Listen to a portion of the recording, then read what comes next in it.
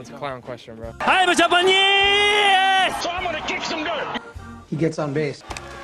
Just a bit outside. I'm not the type of player that's going to be Johnny Hustle. If you don't want me to watch the ball, you can go get it out of the ocean. And welcome to the show to be named later, where we're talking baseball kind of whenever. I'm your host, Chris Gianta. Over there on the other side of the screen is Daniel Curran. How you doing, Daniel? Chris, I'm doing good. We got some good players and some good teams to talk about today. One player in particular, obviously, but I'm excited for this one. Yeah, we got Steve Carlton today here in part one of episode 70. Steve Carlton, in terms of importance to the game, he was one of those guys where in that era of pitching, starting pitching, dominating, we've talked about like 1960. After 1968, they had to lower the mounds because pitching was so good, but it kind of, the dominance of pitching kind of continued into the 70s, and there were so many good starting pitchers.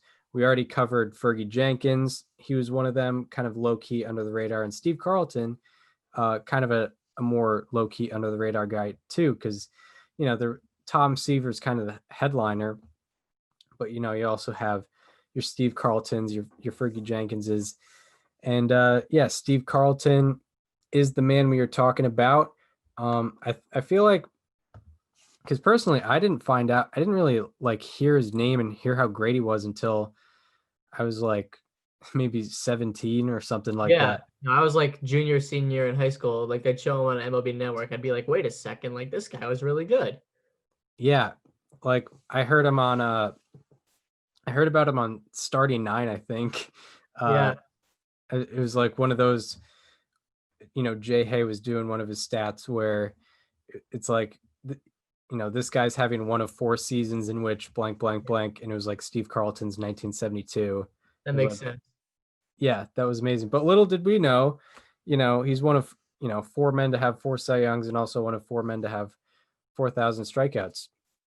That's right. So let's get into this. Steve Carlton. Let's do it.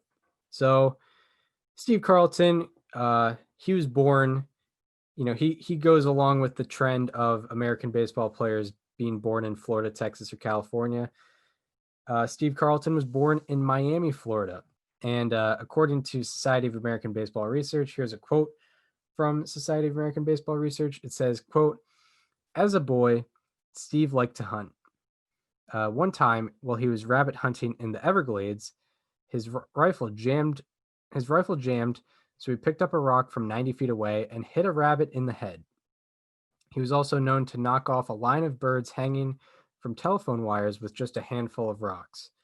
Once, Carlton flung an axe toward a quail that had taken shelter between the branches of an oak tree, and with incredible precision, he sliced the head off the bird." So Steve Carlton, from a young age, was doing incredible stuff with his arm. People forget that Steve Carlton was actually the original Randy Johnson. Yeah. In that he was the OG bird hunter. Exactly. He was the OG, and you want to talk about hitting your spots. There's a guy that can hit his spots.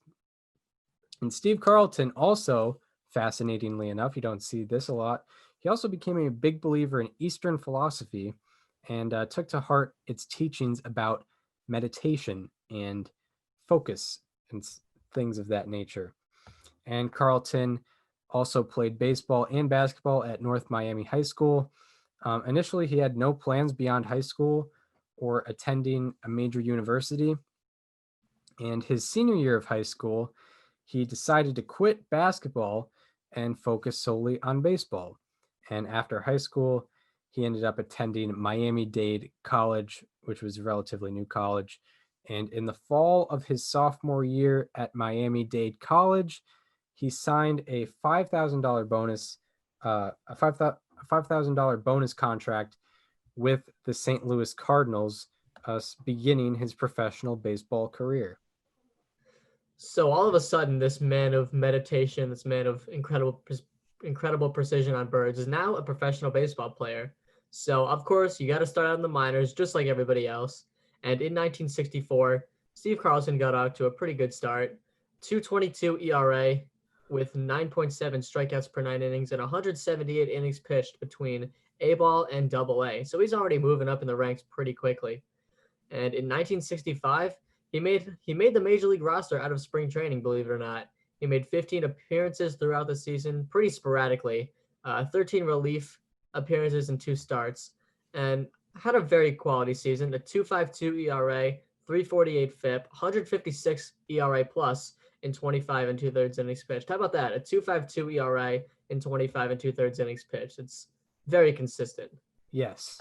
So it was a good debut season from Steve Carlton. So he keeps it going. 1966 now, he puts up a 3.59 ERA in 128 innings pitched in AAA, and then was called back up to the majors to put up a 3.12 ERA with a 3.13 FIP in 9 starts and 52 innings pitched.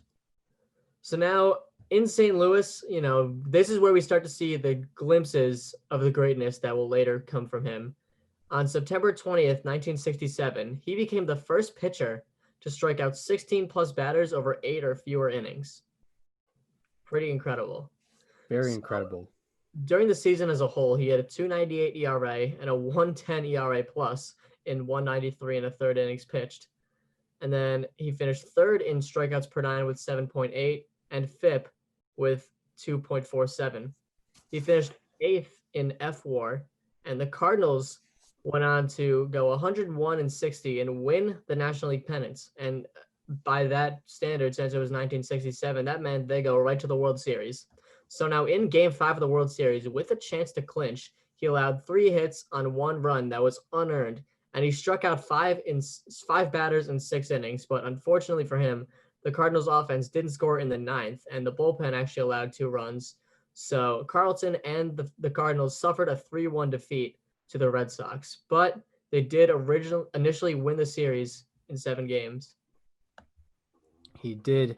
And then we go on to 1968, the year of the pitcher, the modern era year of the pitcher. And we'll start out 1968 with a quote from Society of American Baseball Research. Another one, shout out to them. And here's the quote. The most dominant force on the successful Cardinals teams of the 1960s was pitcher Bob Gibson. He was the most competitive and most feared pitcher of his era. He saw the battle between a pitcher and batter as a simple act of survival. Sandy Koufax was Picasso, but Bob Gibson was the Terminator, and Steve Carlton wanted to be just like him. Carlton watched Gibson go about his daily business, how he conducted himself on the mound, unquote. So Steve Carlton, from a young age, was kind of taking inspiration from the legends ahead of him, and luckily he was able to have a very good teammate in that era.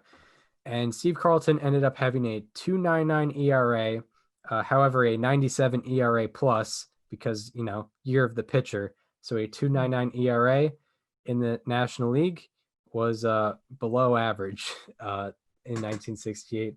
But he also had a 2.43 FIP in 232 innings pitched. He ended up finishing 9th in FWAR because of that nice fielding independent pitching. And his 2 seasons with 190 plus innings pitched and a FIP below 2.5 through the age 23 season are tied for the most such seasons in the live ball era with Bert Blyleven and Dwight Gooden. How about that? Dwight Gooden recently turned 56, so happy belated birthday to him. But anyway, the Cardinals once again won the pennant with a 97-65 record going to the World Series.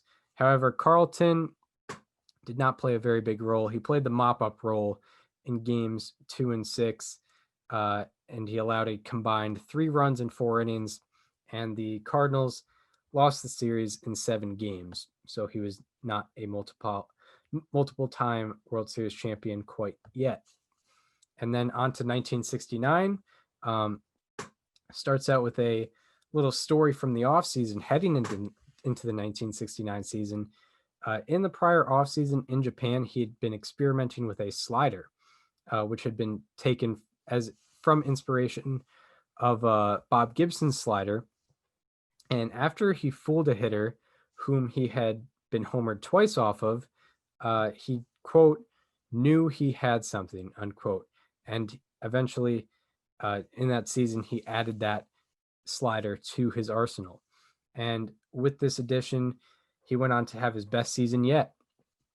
Went on to finish 6th in strikeouts per nine with 8.0, 5th in hits per nine with 7.0, 2nd in ERA with 2.17, and 3rd in ERA plus with 164, all while throwing 236 and 2/3 innings pitched. He ended up finishing 7th in BWAR, and also, what should be noted, made history that season in that 1969 season. On September 15th, he struck out 19 batters in 9 innings in a 4-3 loss, oddly enough, and he ended up breaking the record for strikeouts in a regulation game. Of course, it's since been broken, but still, at the time, set the record for most strikeouts in a regulation game. So on in 1970.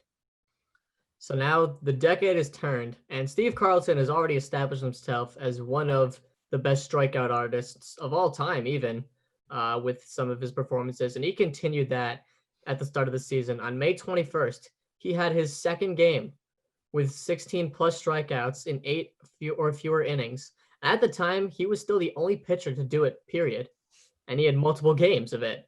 And to this day, he is one of 3 pitchers to have multiple games of 16 plus strikeouts in 8 or fewer innings. The other 2 are Jake Peavy and Randy Johnson.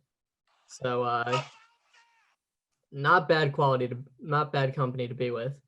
So after the 1969 season, he wanted a raise in salary from $26,000 a year to $50,000 a year. And Carlton held out at spring training. And he ended up putting up a 3.73 ERA, 111 ERA plus, and 3.71 FIP in 253 and 2/3 innings pitched. And part of this decline in performance had to do with Carlton not throwing his slider as much, which was rumored to be because the Cardinals didn't want him to throw it. They wanted him to stop throwing it because they thought it was compressing or compromising with his curveball. So also during the season, a night watchman at the field known as Briggs began writing 4 to 5 letters a week to Steve Carlton containing snippets of 2 German philosophers, and Carlton used those for spiritual guides for him throughout the years. So he was kind of like, Joe Boo from Major League. Like that was kind of his Joe Boo. Yeah. So that was his 1970 season. In 1971, not necessarily as eventful, but still very good. 3.56 ERA with 102 ERA plus, 3.42 FIP in 2.73 in the 3rd innings pitched. And he finished 7th in innings pitched, 5th in complete games with 18, and 5th in shutouts with 4. So now we move on to 1972. And if you know about Steve Carlton, you likely know about 1972. That's kind of a year that's the Steve Carlton year. So on February 25th of 1972, probably in spring training, he was traded to the Philadelphia Phillies for Rick Wise. And, he was very angered by this trade because he was going from the Cardinals, who were consistently in the pennant race, to the Phillies, who were definitely not consistently in the pennant race. They were mostly a last place team. And he was so angered by the trade, he called the head of the Players Association, Marvin Miller, now Hall of Famer, and he called him to see if there was anything that Steve Carlton could do about this trade. And ultimately, he was told by Miller he could either accept the trade or retire. So Steve Carlton ultimately decided to accept. Imagine if that was it. Imagine if he was like, all right, I'll go. Yeah. Have a good day. Yeah, we miss out on like one of the greatest seasons ever and one of the greatest careers ever. Yeah. Could you imagine? So, he's told to accept the trade. He accepts the trade. And he started the season out by allowing just 2 runs in his first 3 starts in 26 innings pitched. And, these were eventful these were an eventful 3 starts to start his 1972 season. In his second start of the season, he faced his former team, the team that traded him, and he defeated his mentor, Bob Gibson, in a 1-0 game where Carlton threw a 3-hit shutout. And in his third start, he put up the 11th game ever with a game score of 98 or higher in 9 or fewer innings, and the 5th game ever with 9+ innings pitched, less than 2 hits allowed, less than 2 walks, and 14+ strikeouts in a shutout over the Giants. So he was, sort of ahead of his time early in this 1972 season. However, in his next 9 starts, put up I would say, pedestrian 4.02 ERA in 69 and a third innings pitched. But after that, in his next and final 29 starts, he posted a 1.54 ERA in 251 innings pitched. And the Phillies weren't necessarily on a rotation in 1972, and they usually just put Carlton on the mound every 4 days, whether 3 games were played in between starts or not. And this enabled Steve Carlton to have significantly more starts and innings than everyone else. Because, a normal team in the 70s, I guess. Hey, Trevor Bauer better take note of that and show it to any team that is trying to pursue him. Yeah. Point out, hey, Trevor Bauer, here's some bulletin board material. I'm about to go over what made Steve Carlton's 1972 so great. Maybe you could. On 4 days rest like you want, or every 4th game like you want. Yeah, every 4 days. So like a normal team in the 70s, they'd have 4 guys. They'd have 4 guys in a rotation, and even if you have a day off, the rotation doesn't skip. This wasn't really the case. Steve Carlton was just put on every 4th day for the most part, and it worked for him. He had 41 starts in 1972. No one else had more than 37, which is a pretty large gap in terms of starts. Usually it's a tie for first, but 4 starts between first and second in that category. He also had 346 and a third innings pitched. No one else in Major League no one else in the National League had more than 290. It was insane.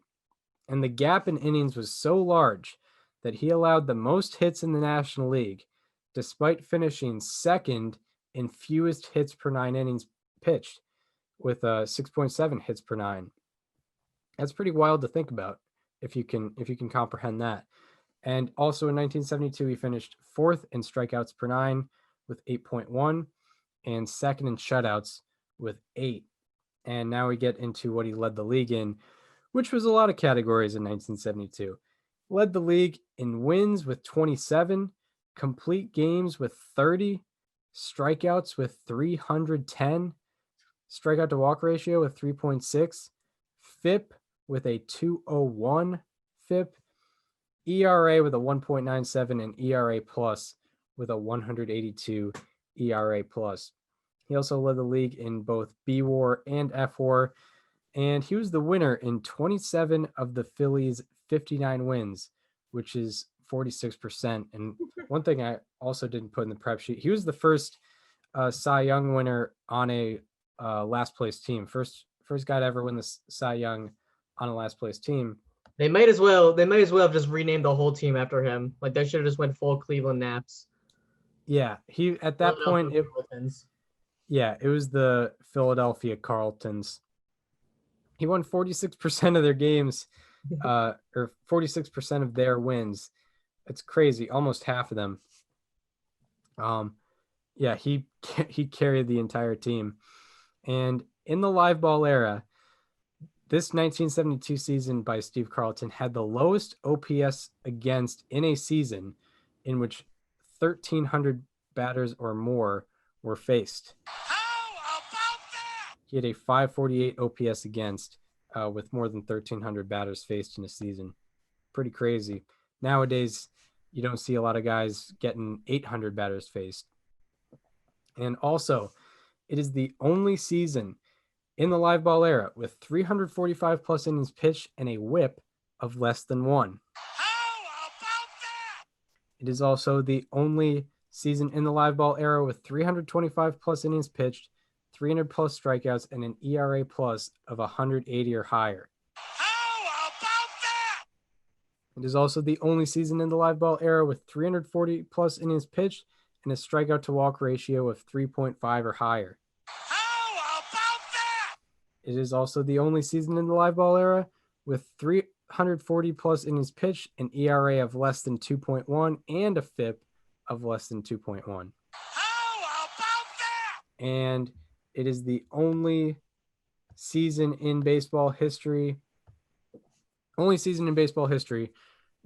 325 plus innings pitched, 8 plus strikeouts per 9, and an ERA plus of 180 or higher. How about that? And also his 1972 season has the second highest B WAR for a single season in the live ball era, and the second highest F WAR for a single season all time. Crazy. It's historically one of the greatest seasons ever produced by a pitcher. And he just kind of did it in a random spot. All of a sudden, he just became this. And he won the Cy Young unanimously, of course, and he finished 5th in the MVP vote. So now we head to 1973, and it's like, Steve Carlton, is this going to be the era of Steve Carlton, the early to mid 70s? Is he going to go on a reign? You know, we covered Greg Maddux last week. He won 4 Cy Youngs in a row. He usually followed his Cy Young up with Another Cy Young. Another Cy Young, as good of a season, or maybe an even better season. Can we see an even better season from Steve Carlton? And according to his 1973, this was just not the case. Oddly enough, he fell right back to earth, put up a 3.90 ERA, a 97 ERA plus, and a 3.52 FIP in 293 and a third innings pitched. He still finished 5th in strikeouts per 9 with 6.8 and 2nd in strikeouts with 223. Led the league in innings pitched in complete games, had 18 complete games. And also he finished tied for 7th in F WAR. And some off the field things for Steve Carlton. During this season, he had started to stop talking to reporters due to the fact that it broke his concentration. Wanted to be focused on the mound. He, from an early age, he kind of indoctrinated the teachings of meditation, and he didn't want to be distracted, and he thought that the media was distracting him.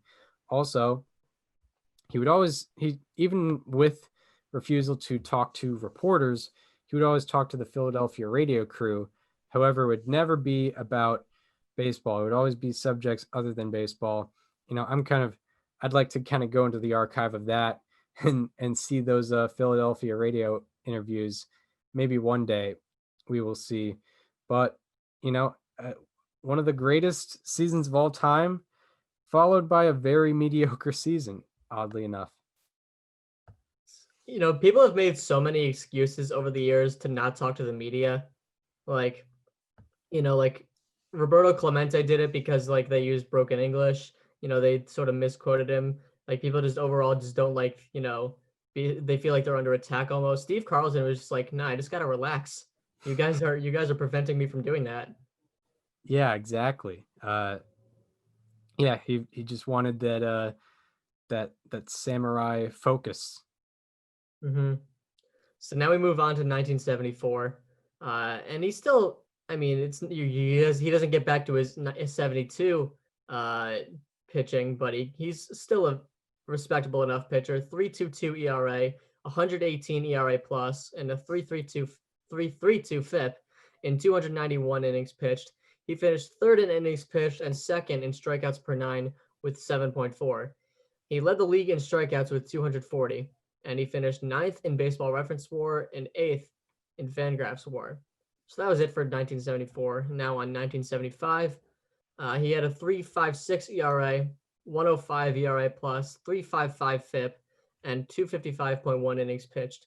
I'm noticing with all these FIPs, he's not particularly getting lucky or unlucky. He's got a very predictable ERA all these seasons. The FIP is always within 5 points. Yeah, Kind of it seemed like it, at least kind of in the early middle in of his this part of career. it, yeah. It's always within at least like 20 points, which is not that bad. And he finished seventh in innings pitched that season, fifth in strikeouts per nine with 6.8, and fourth in strikeouts overall with 192. So then we move on to 1976. It started out very rough. He had a 7.27 ERA through his first 5 starts. And through his next 30 starts, he picked it up a lot and had a 2.66 ERA. And in the end, he finished with a 3.13 ERA, 113 ERA plus, 2.93 FIP, and 2.52 and 2/3 innings pitched. Ninth in innings pitched, fifth in FIP, fourth in strikeouts with 195, fourth in K to walk ratio with 2.7, and third in Ks per nine with 6.9.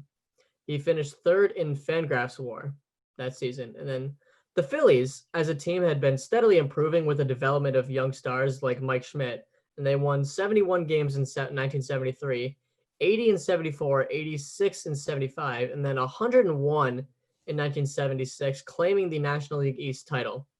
And because of the improvement with the team, Carlton was able to go 20-7 with a league-leading 741 winning percentage, and therefore getting more Cy Young consideration. He finished fourth and also 15th in the MVP vote. So, of course, the Phillies get to play in the playoffs now. But in game one of the National League Championship Series against the Big Red Machine, he allowed 5 runs in 4 of them being earned in 7 innings to get a 6-3 loss. And the Phillies eventually got swept in that series. Yeah, no one was getting past that Big Red Machine, especially in 76. They did not lose a game in those playoffs. And now we head into another stage of Steve Carlton's career where, he's going to get some more trophies, but he's not exactly going to follow them up like a usual career would kind of follow an award up. So in 1977, Steve Carlton finished third in innings pitched with 283, fourth in WHIP with a 1.12 WHIP, third in hits per nine with 7.3 hits per nine, fourth in strikeouts with 198, 10th in FIP with a 3.47, fourth in ERA with a 2.64, and third in ERA plus with a 153 ERA plus. I believe this was the best ERA plus he had since his 1972 season. It had been 5 years, and he finished 7th in B WAR and tied for 6th in F WAR. Also, in 1977, hit 268 with a 684 OPS, also 3 home runs and 15 RBI with the bat himself. So contributing every start, both pitching and hitting, was almost an average hitter when he was in games that he pitched, in games that he was playing in. And with those numbers, he led pitchers in position player WAR. In other words, he had the most contributions with the bat for all among pitchers. And Steve Carlton also led the league in wins with 23. That's going to play a big factor in the awards voting in 1977. And what I will say, because spoiler, I'll spoil it. Steve Carlton in 1977, he wins the Cy Young despite finishing 7th in B WAR and tied for 6th in F WAR. But I do, even though he led the league in wins, and that's kind of the most obvious thing to point out, there's still a solid case to make for Steve Carlton, and I'm not that mad at him winning the 1977 Cy Young. He had at least 22 more innings than the 3 men ahead of him in ERA, so he had the overall production, and he had nearly half a run less in ERA than the 2 men ahead of him in innings pitched. So combination of workload and run prevention, Steve Carlton was probably the best in 1977, even if the WAR doesn't reflect that. So he won the Cy Young, as I said, and he also finished 5th in the MVP vote like he did in 1972. And the Phillies, once again, won 101 games. They won 101 and 61 for the best record in the National League. So Steve Carlton was back at it in the playoffs. However, in game one of the NLCS, he had allowed just one run through his first six innings, and then he let 3 men on in the 7th and gave up a grand slam with 2 outs to tie the game 5-5. So through 6 innings, he was cruising. Then he gave up a grand slam in the 7th. He ended up with 5 earned runs allowed in 6 2/3 innings pitched in a no decision. But however, this was in a game that the Phillies eventually won against the Dodgers 7-5. So Steve Carlton was off the hook for game 1 of the NLCS. However, the Phillies lost their next 2, and in game 4 of the NLCS, he allowed 4 runs in 5 innings pitched and got the loss in a 4-1 defeat, which lost the Phillies the series. So more bad luck, more struggles in the playoffs for Steve Carlton. So Steve Carlton would look to expand on the success he had in the regular season and try to get some postseason success going in 1978. And he did just that in the regular season, put up a 2.84 ERA, 126 ERA plus with a 3.66 FIP. Finished 5th in K to walk ratio with 2.6 and finished outside the top 5, but in the top 10 in innings pitched, strikeouts per 9, and ERA plus. He also hit 291 with a 660 OPS and had 13 RBIs that season with the bat. And he was tied for the lead in pitchers in position player F4. F4 or B4? F4. That's what I thought. So, hey, he's doing it from both sides of the ball. And the Phillies ended up going 90-72, winning the NL East, thus putting them back in the playoffs once again. And in game 3 of the National League Championship Series, with the Phillies down 2-0, Steve Carlton found a way to contribute with a bat, something he doesn't usually do in the game.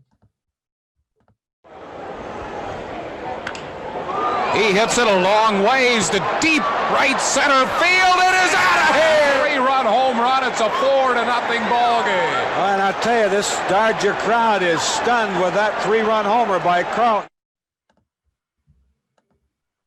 Stunned is right, as Carlton goes 2 for 4 in the game with 4 RBIs. He also threw a complete game while allowing 4 runs in a 9-4 Phillies win. But unfortunately, the Phillies did lose the series, but based on that game, obviously it was not Carlton's fault. So then in 1979, he put up a 3.62 ERA, a 1.06 ERA plus, and a 3.45 FIP. Finished 6th in innings pitched, 2nd in Ks per 9 with 7.6, and 2nd in strikeouts with 213. He also finished 5th in F4. The Phillies did not make the playoffs this season, though. So then we move on to the 80s. And Steve Carlton, with the turn of the decade, is kind of transforming once again. And this is a late 30s surge that we start to see from the man they call Lefty. This next 4 years, he's consistently one of the best pitchers in baseball with workload, run prevention, strikeouts, FIP, everything. So in 1980, he's kind of coming back, almost to his 1972 form 8 years later. It's pretty incredible. He finished 3rd in hits per 9 with 7.2, 3rd in whip with 1.10, 2nd in strikeouts per 9 with 8.5, and 2nd in ERA with a 2.34. And on to what he led the league in, which was a lot. Led the league in innings pitched with 304, wins with 24, strikeouts with 286, strikeout to walk ratio with 3.2, FIP with a 2.42, and ERA plus with a 162 ERA plus. He also led the league in both B-WAR and F-WAR. And in fact, no one in Major League Baseball, no pitcher in Major League Baseball was within 2 F-WAR or 3 B-WAR. So, and then, this is pretty spectacular to do at the age that Steve Carlton was. This was his age 35 season. And, we weren't seeing a lot of these kind of mid to late 30s surges like we did with Steve Carlton. And in fact, it is the only season by a pitcher in their age 35 season or older in the live ball era with 300 plus innings pitched and a FIP of less than 2.45. It is also the only season by a pitcher in their age 31 season or older since 1884 with 300 plus innings pitched and 8 plus strikeouts per nine. And also, it is the only season by a pitcher in their age 35 season or older in baseball history with 300 plus innings pitched, 200 plus strikeouts, and an ERA plus of 160 or better. And the Phillies ended up also succeeding probably a lot because of Steve Carlton and his 24 victories. Phillies went 91-71 and won the National League East once again for the fourth time in 5 years. So then in game one of the NLCS, of course, Steve Carlton is going to get the ball in game one. Game one of the NLCS, we start to see Steve Carlton turning it around in the playoffs. He allowed 1 run in 7 innings and earned the win in a 3-1 victory over the Astros. Then in game 4 of the NLCS, the Phillies had actually lost their last 2. And, you know, this was back when the championship series was only a best of 5 instead of a best of 7. And with the Phillies down 2-1 in the series, facing elimination, Steve Carlton allowed 2 runs in 5 1/3 innings pitched and got a no decision in a game that the Phillies eventually won 5-3. And the Phillies also won game 5. And finally, the Phillies were in the World Series after 3 times in Carlton's career. They got to the championship series, but not the World Series. They finally break that mold. So now on to the World Series. Can Carlton translate his success? He gets the ball in game 2 because he had pitched 2 recently. And in game 2 of the World Series, the Phillies are up 1-0 in the series. Carlton allowed 4 runs, only 3 of them being earned in 8 innings pitched, striking out 10. And also, he limited the Royals with runners in scoring position. The Royals went 1 for 9 with runners in scoring position off of him. He was, you know, even though he allowed base runners, he was still able to prevent runs. 1 for 9 with runners in scoring position off of Carlton. And Carlton earned the victory in a 6-4 victory over the Kansas City Royals, giving the Phillies the 2-0 series lead. So the next 3 games consisted of 1 Phillies win and 2 Royals wins. So game 6 of the World Series, the Phillies were 1 win away from winning the World Series. And, you know, if you didn't know, the Phillies had yet to win a World Series. And this was 1980. There had been 76 World Series beforehand. And, you know, it's not like there were 30 teams in the MLB the whole time. You know, the Phillies were there when there were 16 teams, and they were still not able to win any World Series. So this was a huge deal to the city of Philadelphia. So we're going to take a look at how Steve Carlton handled this pressure. 24-9 on the year, probably the Cy Young Award winner in the National League this year. They are really up. Struck him out 10 times. Out on strikes, Willie Wilson. Struck him out. Bouncing ball, trio to his right, has it in time. So it's 3 up, 3 down for the Kansas City Royals, bottom of the first. Double play ball, Boa, 1, Cinch, 2. About that mug. Out on strikes, that is the 3rd strikeout for Carlton. Willie Wilson would have the dubious distinction. He is out on strikes. Bouncing ball, this could be 2, there's 1, there's 2. Record. Great to Boa. So the Kansas City Royals go down. The 5th, no outs. Phillies lead 2-0. He blew it by him. Strikeout number 5 for Carlton. Phillies lead 2-0. Higgins, did he get him? He did. He really broke off a hard slider, but he may have set up the whole inning. Cardinals pops it up. Short right field, trio back. He will take it himself as he waves McBride off. You have guys like Kyle McRae, George Brett, Amos Otis. Those guys drive-in runs. You can't say I'm not getting on base. He's going to make. Good. Looked like a breaking ball, Tom. Tapped. Carlton will have to make the play. He does. So the Royals go down in the 7th inning.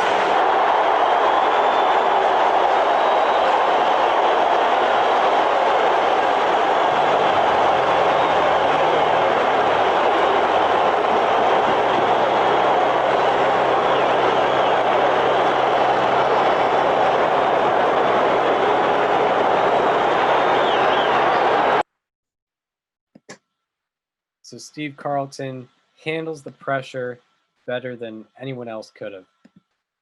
And ultimately, he shut the Royals out for the first 7 innings. He allowed 2 base runners to start the 8th.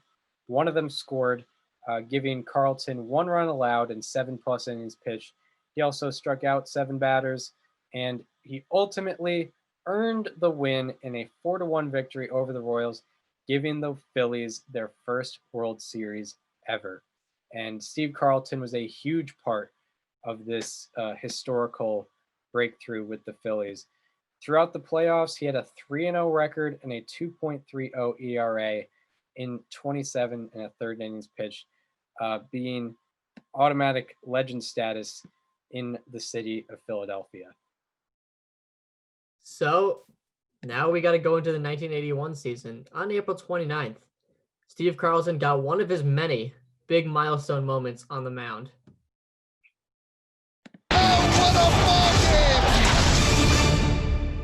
MLB Network remembers April 1981. On April 29, 1981, Steve Carlton joined one of baseball's most exclusive clubs, becoming only the 6th pitcher in baseball history to record 3,000 career strikeouts. But when he fanned Tim Wallach of the Expos that night, Carlton became the sole member of a subset of that club, the first lefty to do it. He struck him out. There it is. I was out here warming up, and I was really excited and overthrowing the ball. An extra day's rest will help you do that too. And I was really happy that we got it over with in the first inning. Just 11 days before Carlton did it, Tom Seaver got his 3,000th career strikeout. So April 1981 saw 2 Hall of Fame pitchers reach that milestone. So Steve Carlton, like Bob Costa said, became the first lefty with 3,000 strikeouts. And the players' strike happened that season on June 12th, which ended on July 31st. So play resumed on August 9th. And Carlton, before the strike, had a 2.80 ERA and 106 innings pitched. After the strike, a 1.93 ERA and 84 innings pitched. And he finished 2nd in innings pitched with 190, 6th in hits per 9 with 7.2, 2nd in strikeouts with 179, 4th in K to walk ratio with a 2.9, 3rd in FIP with a 233, 5th in ERA with a 242, and 3rd in ERA plus with 151. He led the league in strikeouts per 9 with 8.5. He led wins above replacement on both websites, and he finished 3rd in the Cy Young vote and 9th in the MVP vote. And because of the shortened season, MLB expanded the playoffs from 4 teams to 8. And the first round was the division winner of the first half against the division winner of the second half. And the Phillies went 34-21 in the first half and earned a playoff bid in the second half against the second half NL East winners, which would be the Montreal Expos. So in game 1 of the NLDS, Carlton allowed 3 runs in 6 innings, a quality start, but he got a 3-1 loss as the offense couldn't get it going. And all LDS games were played consecutively without days off, just like they were this previous year. So that pushed Carlton's second start to a do-or-die game 5. And in that winner-take-all game, he allowed 3 runs in 8 innings, but got the loss in a 3-0 defeat, which ultimately ended the Phillies season. So some tough luck for Steve Carlton there. Did what he could, but got the loss in both starts. Not really his fault. So now we move on to 1982, where Carlton kind of got off to a rough start. He had a 6.19 ERA through his first 5 starts, but in his remaining 33, a 2.73 ERA. He ended up finishing 7th in hits per 9 with 7.7, 8th in WHIP with a 1.15, 3rd in strikeouts per 9 with 8.7, 4th in strikeout to walk ratio with 3.3, 8th in ERA with 3.10, and 7th in ERA plus with a 119 ERA plus. He ended up leading the league in wins with 23. That's going to be very important. Innings pitched with 295 and 2/3 innings pitched. Complete games with 19, shutouts with 6, strikeouts with 286, and FIP with a 2.41. Led the league in all those categories. He ended up finishing 5th in B WAR, and he led the league in F WAR. And largely because of the wins and also the workload, almost getting 300 innings and almost also getting 300 strikeouts, he ended up winning the Cy Young, his 4th Cy Young, and he finished 9th in the MVP vote. And with this award, he became the first pitcher to win 4 Cy Young awards. 3 have joined him since then, but Steve Carlton was the first. That's good trivia because, for your casual fan, they probably wouldn't know that. Steve Carlton was the first to get 4 Cy Youngs. And this was his age 37th season. So, of course, we got to have some age statistics, some age how about that's, if you will. Age knows no number. Age knows no bounds in baseball. Yeah, especially when you're throwing hard from the left side with a good slider like Steve Carlton.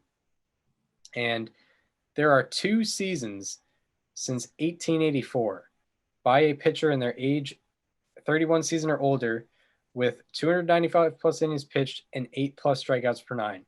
Those 2 seasons are 1980 Steve Carlton and 1982 Steve Carlton. So he holds the only 2 seasons like that, 295 plus innings pitched, 8 plus strikeouts per 9. And it is the only season by a pitcher in their age 37 season or older in the live ball era with 250 plus innings pitched and a FIP of less than 2.5. And it is also the only season by a pitcher in their age 37 season or older in baseball history with 290 plus innings pitched and 8 plus strikeouts per 9. So,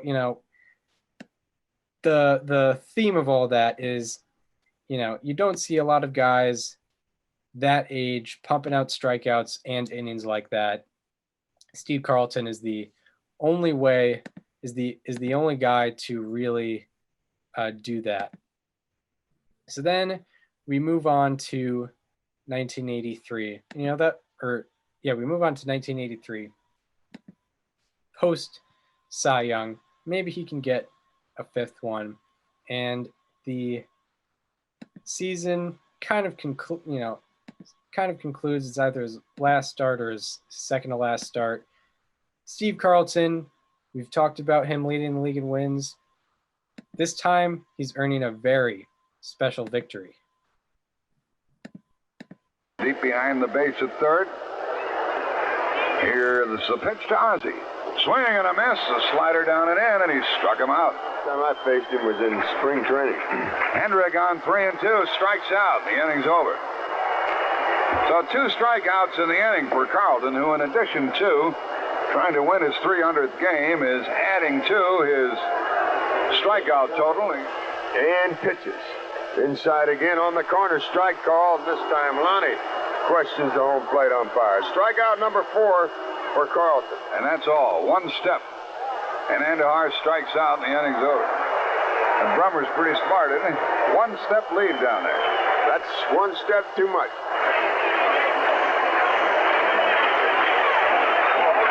Here's the pitch. It's a strike on the corner, and McGee howls about the call. The inning is over. He's ready. Here's the 3-2 pitch. Swing and a miss, he struck him out. That's 9 strikeouts now for Carlton. A hit and a man stranded for the Redbirds. Rayford will bat for Lottie. Brummer strikes out, and that's the 10th strikeout for Steve Carlton. Looking for his 9th complete game. Payoff pitch. Swing and a miss. He strikes out McGee, and that's 11 now that he's banned. Steve Carlton. Going for victory number 300. And he's closing in. He fires. Swing and a miss. And down goes Hendrick. And that's a dozen he's fanned now. Holland brings home a 2-2 pitch. Obi swings and strikes out, and that's the way it ends.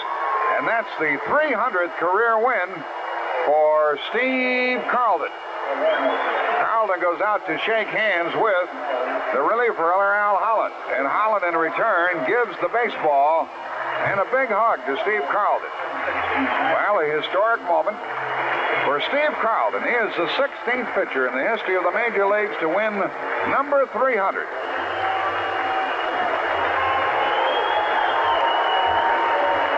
Well, Steve Carlton's wife, Beverly, is at the ballpark, and the photographers have a field day as Carlton and his wife embrace after this historic accomplishment, and as well as Carlton winning his 15th and becoming the 16th player to ever win 300.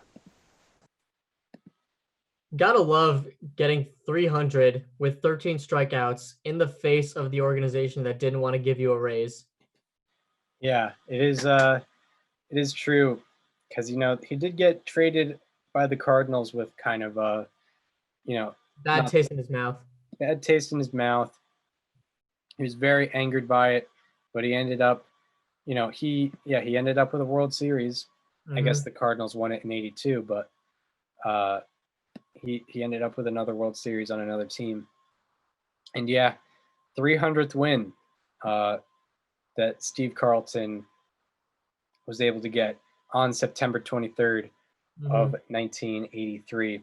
So ultimately that season he finished 10th in ERA with a 3.11, 9th in ERA plus with a 116 ERA plus, 3rd in strikeout to walk ratio with a 3.3, and 2nd in FIP with a 2.65 FIP.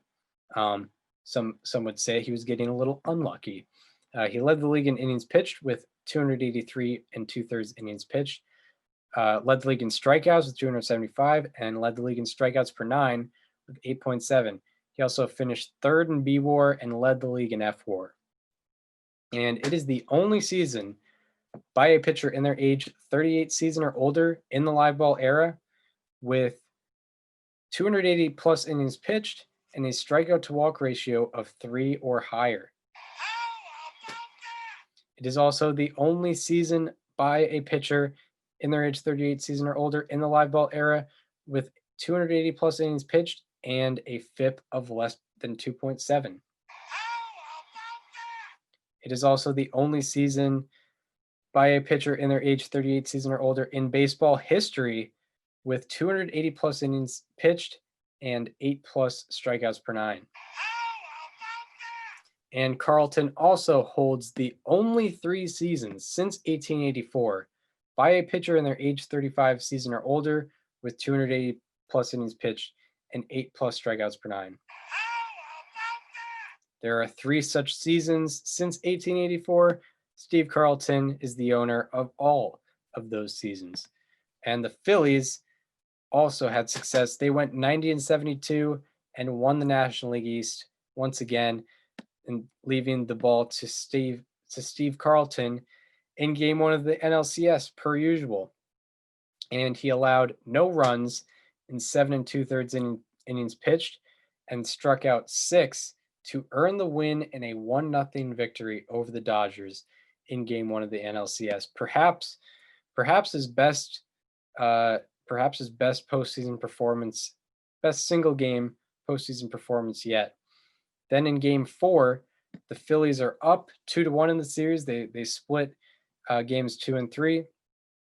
They're up 2-1 in the series, 1 win away from clinching, and Steve Carlton went on to continue his success, allowed 1 run in 6 innings pitched, striking out 7 to earn the win in a 7-2 victory over the Dodgers to clinch the National League pennant. So then Steve Carlton would go on to pitch in the World Series.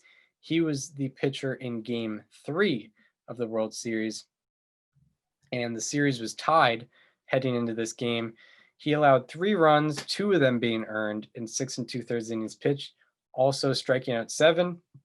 However, He ended up getting the loss in a 3-2 defeat from the Baltimore Orioles, and the Phillies would eventually lose this World Series. Not the same luck that they had in 1980.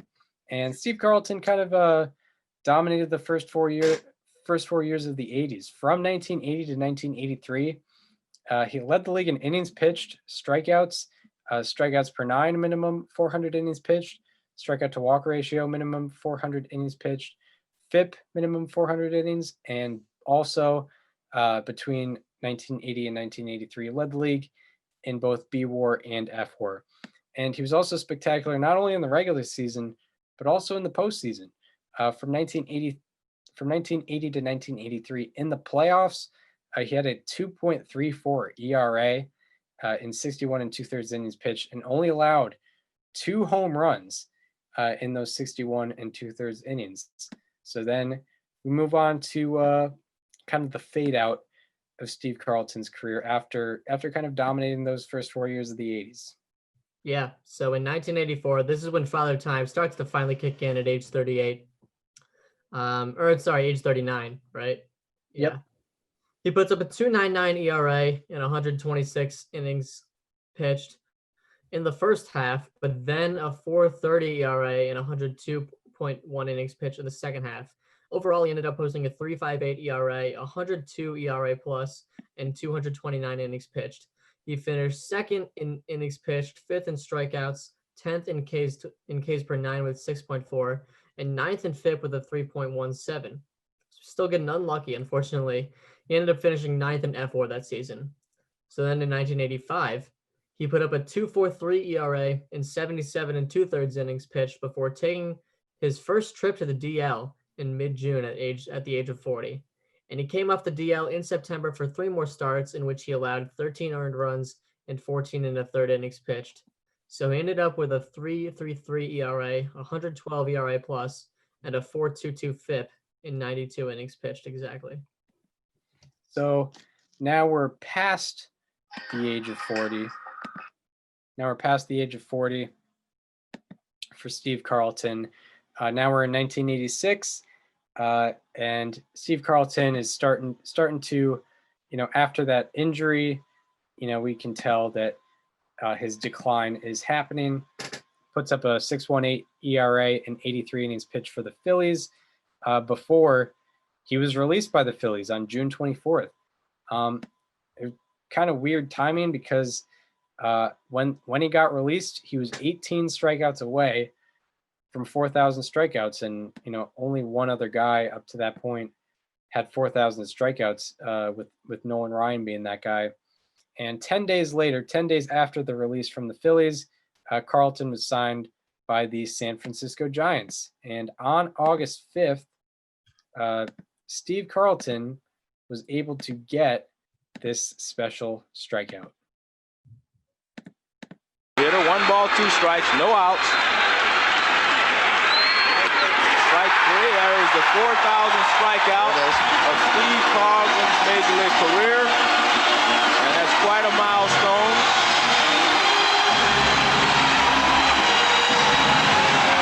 Now, Joey, he doffed his cap for the fans. There's a man who doesn't like public display.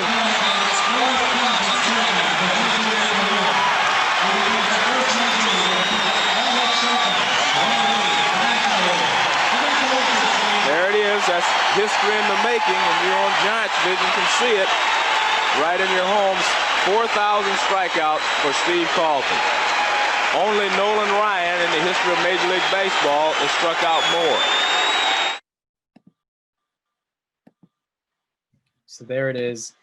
Strikeout number 4,000, and appropriately, Joe Morgan was actually the play-by-play announcer. Joe Morgan actually played with Steve Carlton in 1983, where they almost won the World Series together. Mm-hmm. Also a show to be named later history alum, unfortunately passed away this past fall. Yeah. One of our favorites here on the show to be named later. And he gets to call Steve Carlton's 4,000th strikeout. And I guess the Giants were waiting for that 4,000th strikeout because two days later, After that milestone was hit, Steve Carlton was released by the San Francisco Giants. 5 days after that, Steve Carlton was signed by the Chicago White Sox. And Carlton actually didn't do bad with the Chicago White Sox. He put up a 3.69 ERA, 112 ERA plus, and a 3.92 FIP in 10 starts and 63 and a third innings pitched with the Chicago White Sox. I would just like to point out before you go any further, do you want to point out who the manager of this Chicago White Sox team was? Yes, it was the great Tony La Russa. Yeah. Wonder what he's doing now. I don't know. I don't think we've heard from him for a while. I'm sure he's a very respectable, humble guy. You know, he's obviously makes very good decisions. And if he were to get himself into a little bit of trouble, you know, he'll be humble and not trying to exploit his past to try and get out of something. I don't think that's him. No, definitely not. That's how you become a Hall of Fame manager. Yeah. Which he is, Absolutely. He doesn't really have to remind anyone of that. Everyone kind of knows that. Yeah. Great manager in the 80s though. 80s, yeah. Yeah, I mean Tony La Russa, him and Harold Baines led them to the 1983 AL West title. Who could forget that? I mean, I remember it like it was yesterday, and I wasn't even alive. Yeah, I mean, who could forget that, and that's why that had to be etched across Harold Baines's Hall of Fame plaque. Mm-hmm. But yeah, Steve Carlton was managed by Tony La Russa, so don't forget about that. And yeah, a 3.69 ERA with the White Sox and 63 and a third innings pitched worked out for him. However, as a whole, with among the three teams that he played for in 1986, had a 5.89 ERA and 178 and a third innings pitched. And he actually announced retirement after the season, but it was not followed up for very long. He didn't even miss a game, I don't think, because in 1987, he ended up signing with the Cleveland Indians. And on April 9th, him and Phil Niekro made history by becoming the first pitchers with 300 wins to appear in the same game for the same team. And this happened when Phil Niekro started a game for the Indians, and Steve Carlton relieved that game from Phil Niekro, making them the only 300-win pitchers to appear in the same game for the same team. Pretty fascinating stuff. And Carlton's stay with the Cleveland Indians would not be long. On July 31st, Carlton was traded to the Minnesota Twins, and ultimately in 1987, he had a 5.74 ERA and 152 innings.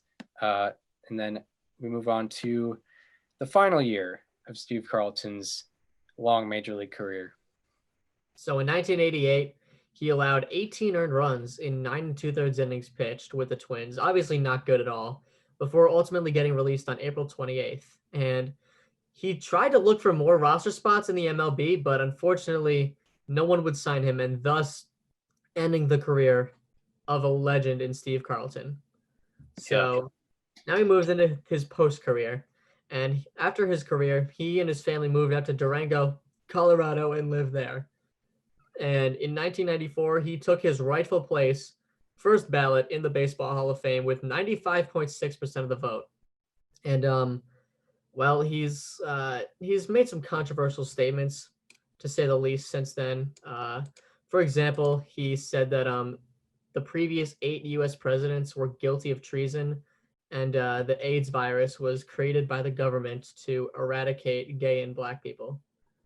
So that's his word, not ours. We do not agree with those statements. I'm sure he's running wild this year with all the conspiracy theories that can be out there. But yeah, that is the post-career of Steve Carlton. Yeah, Carlton was a pretty wild guy. Definitely thought outside the box. I mean, hey, meditation guy, right? Like, yeah, supposed to get you in your zone. Yeah, and I guess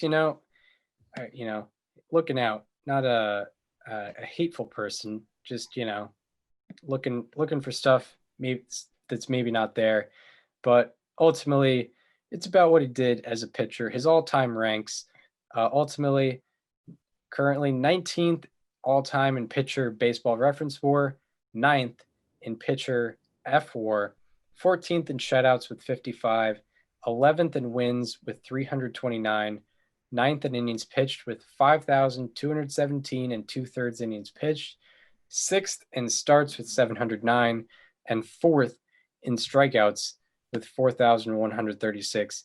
And it's only appropriate that the man nicknamed Lefty gets, some special ranks among left-handed pitchers. He's one of the great all-time left-handed pitchers. He's 5th in pitcher B-WAR among lefties, 2nd in pitcher F-WAR, 3rd in shutouts, 2nd in wins, 2nd in innings pitched, 1st in starts, and 2nd in strikeouts, behind Randy Johnson. And he also, a fun fact, is the all-time leader in pickoffs with 144. Did not know that heading into this, but definitely kept base runners at bay, being the all-time leader in pickoffs. Also, he is 10th all-time in hits among pitchers in the live ball era, with 346 hits. He also was a lifetime 201 hitter, so not the worst liability coming up to the plate in the 9 spot for his whole career up until 1987 when he was in the American League. So now a brief version of giving some how about that. Doesn't have very many, but still a very special pitcher. His 11 seasons with 250 plus innings pitched and 6.2 plus Ks per 9 are the most in baseball history. And Steve Carlton also has 16 seasons with 150 plus strikeouts and 10 plus complete games. No one else in the history of baseball has more than 12. So Steve Carlton, ultimately the theme of his career is, innings pitched, getting deep into ball games, also striking guys out. Lord knows how many total pitches he had in his career, with the amount of innings he was registering and also the amount of strikeouts he was registering. Guys not necessarily getting out early in the count. That was kind of the theme of his career: innings and strikeouts. Kept doing it for ultimately 24 years in the show. And his legacy, I will say, ultimately, first of all, Steve Carlton was an interesting character, as noted before. He was someone who was into Eastern philosophy. He accepted letters from night watchmen, where Eastern German or German philosophers were referenced. You got 4 to 5 letters a week for that. I'm not sure how long. And he also refused to talk to the media for the last 15 years of his career. He didn't talk to the media at all. Kind of became a mystery man in Major League Baseball. So he was definitely one of the more fascinating characters among, Hall of Fame, big Hall of Fame guys.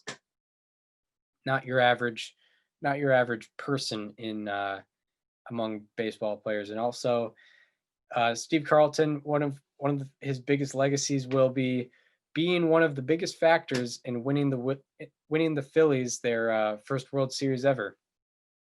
That was a big deal. This was the 77th World Series in baseball history, and the Phillies had yet to win one. And Steve Carlton was a big factor in bringing them their first World Series ever, because that was kind of the first big drought to be broken. Because at that time the Cubs hadn't won it in 72 years, but the Phillies had been around, since the Cubs at least had 2. The Phillies straight up didn't have any. Yeah, Phillies had none at all. So that was a very, very big deal, especially at that time. And one of his legacies also is, he was one of the early power pitchers. He not only had an effective fastball that, was one of the faster fastballs in the league. He also had a legendary slider, and this was a time when not a lot of pitchers had sliders. He kind of took it from Bob Gibson, but most guys are still going with the fastball curveball combination. he was a big slider guy. And in fact, this is a quote from, or this came from Society of American Baseball Research. It says, in an interview with Roy Firestone, Carlton was asked, "Why do you think you were put on this earth?" And Carlton replied, "To teach the world how to throw a slider." So obviously Carlton was a pretty revolutionary. He took pride in his slider and power pitching in general. And one of his legacies also being one of the greatest Phillies pitchers ever. You could argue the greatest. It's like him and Robin Roberts. I looked up. Those are like the two guys you could make the argument for. Yeah. And I would say Steve Carlton likely on the Mount Rushmore of left-handed pitchers. He's, when you think of left-handed pitching, it's like him, Koufax. Randy Johnson, Warren Spahn, Koufax. Sandy Koufax, Lefty Grove. He's probably on that Mount Rushmore. He's probably on that. Steve Carlton is probably on that Mount Rushmore of left-handed pitchers. He actually had the nickname Lefty. Yeah. And he's kind of known for that. So that's the legacy of Steve Carlton, and that's all I have to say. He was like Carlton. He was like basically the guy that gave people in Philadelphia something to be excited about. Like they had that big drought. They seemed to not have any hope. And then Steve Carlton, came over and was kind of one of the first pieces of that core to be established. Yeah. So, I mean, breaking the curse, like Steve Carlton was kind of the guy that got it started, really. Yeah, ironically enough. I mean, the fact that he was, in 72, sorry to interrupt you there, but in 72, he won 46% of their wins. Like, that's, he was there at rock bottom, and he went all the way through to the end at 1980 when they eventually won it. Yeah, exactly. And ironically enough, the same year Steve Carlton was traded to the Phillies was the exact same year Mike Schmidt made his major league debut. So those were the two guys. Carlton was more successful earlier in the stretch, and he was, Mike Schmidt wasn't making an impact in 1972, but yeah, he probably could have maybe requested a trade or something from the Phillies, but he stuck it out the whole way, and ultimately they won I believe something like 5-6 division titles while he was there, and 2 pennants, 1 World Series, and it worked out for him. It did.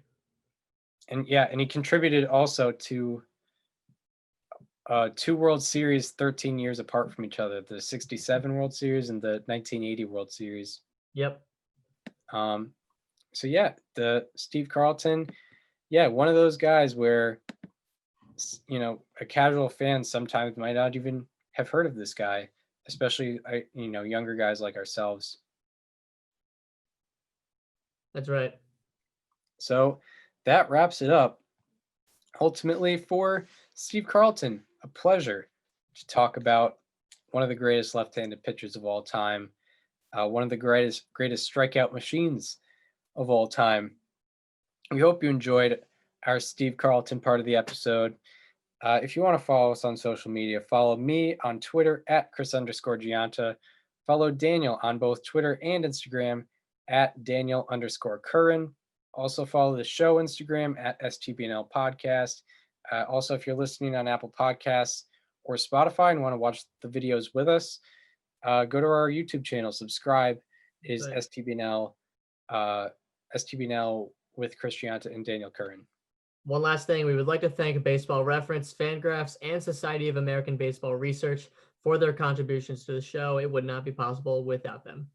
Definitely not. All those how about that's, all those only season in baseball history, all that stuff came from Baseball Reference, which shot off to StatHead, which is a subscription service, but it's all publicly available.